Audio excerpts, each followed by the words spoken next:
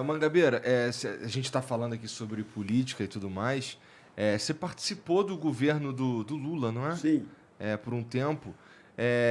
O que você encontrou lá no sentido de conseguir avançar com essas pautas que você está defendendo aí? Olha, eu vou ser muito sincero, né? Eu fui um crítico severo de Lula, do PT, do primeiro governo Lula.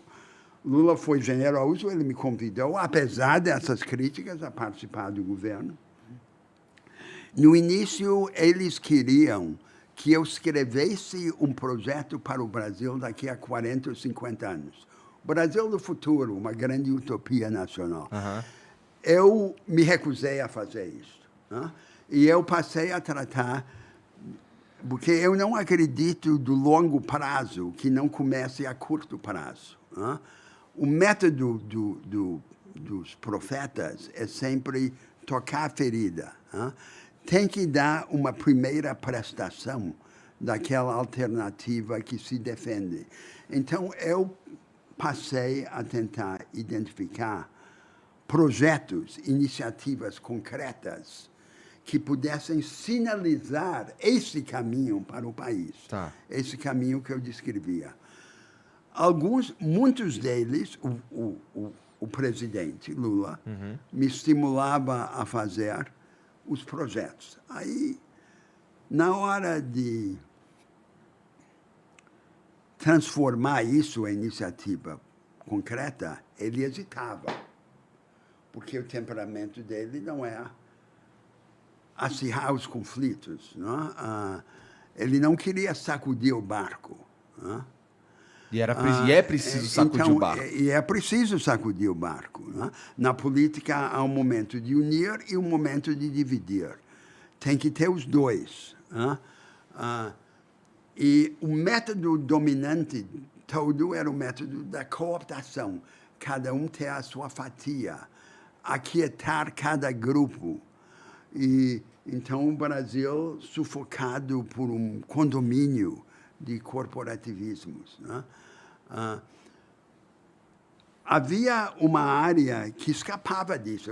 Por exemplo, Estratégia Nacional de Defesa, os militares. Militares estavam fora do mundo do dinheiro e tinham identificação com a perspectiva nacional. Eu nem sempre concordava com a posição deles, mas respeitava. E nós construímos juntos a Estratégia Nacional de Defesa de 2008, que até agora é lei no Brasil e que é estudada nas academias militares. Agora, nos outros grandes temas da produção, da capital, por exemplo, a legislação trabalhista. A legislação trabalhista que Vargas criou, hoje serve no Brasil para defender os interesses da minoria organizada da força de trabalho. Não da maioria. A maioria está na informalidade. 50% da força de trabalho no Brasil está na economia informal. Quer dizer, a economia cinzenta, fora da lei. Na economia formal, uma parte crescente está no emprego precarizado, sem garantia, sem estabilidade. Se você juntar a metade informal com a parte crescente precarizada na economia formal, é a maioria do povo brasileiro.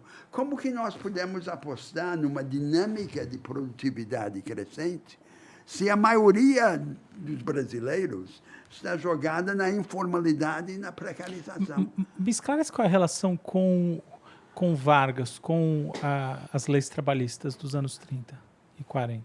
Então, é o seguinte, Vargas foi o último grande momento de construção institucional no Brasil.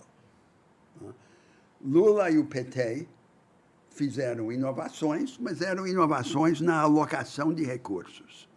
Não eram inovações institucionais. Não houve construção institucional nenhuma sob os governos do PT. Vargas foi o último momento.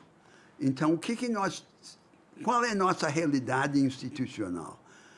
Nós vivemos em meio aos destroços desse corporativismo varguista, combinados com o ataque neoliberal ao corporativismo de Vargas. Inclusive em termos trabalhistas. Inclusive na legislação trabalhista. Mas e a reforma trabalhista que mudou basicamente todas as... flexibilização dos direitos de trabalho. Isso que eu queria entender, como é que esse modelo ele se coaduna à reforma trabalhista que basicamente reviu, não sei qual é a quantidade, mas uma parte enorme das leis trabalhistas, e eu diria assim, as principais delas, entre outras coisas, permitindo o trabalho terceirizado. Do governo Temer. Eu estou falando exatamente da reforma trabalhista do governo Temer. Serviu a essa agenda neoliberal. Então, mas a gente vive sob os ecos trabalhistas de Vargas ou a gente vive sobre uma nova lógica determinada recentemente pela reforma trabalhista? O corporativismo varguista foi esvaziado por dentro. Isso, explica aí para a gente.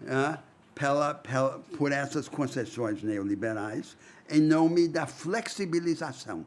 A flexibilização é um eufemismo, é uma palavra bonita para descrever, jogar a maioria na precarização. Então, como é que distingue a parte legítima disso da parte ilegítima? Foi isso que eu tentei fazer. Eu negociei com as centrais sindicais no governo Lula, tentando construir um novo corpo de regras de direito de trabalho, que servisse aos interesses da maioria informal e precarizada, e não apenas aos interesses da minoria organizada. Quando isso veio a público, aí o presidente hesitou, não queria se meter nessa briga. Eu, então, porque o meu cargo, que era o ministro da Secretaria de Assuntos Estratégicos, era o único cargo no governo que tratava de tudo, a não ser o cargo de presidente. Mas a diferença é que ele tinha todo o poder e eu não tinha nenhum. Então, eu então adotei a seguinte técnica. Eu adotei a técnica de deixar Brasília de lado e passei a trabalhar com os governadores para organizar as iniciativas do projeto nacional na sua forma regional, e sugerir aos governadores que se organizassem em consórcios. Começou na Amazônia e no Nordeste, depois no Centro-Oeste.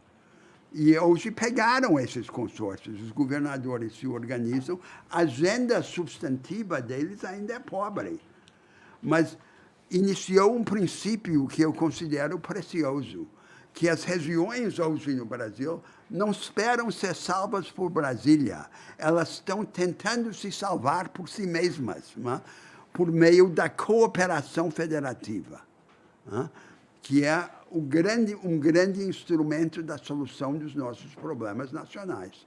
Então, essa foi a minha pedagogia difícil lá, em que o presidente abriu as portas, me deu muita corda, muita oportunidade, mas na hora do conflito, do botar para quebrar, na hora do incêndio, ele hesitava. Eu até compreendo. E eu, diante daquilo, saí do governo central e fui provocar com os governadores.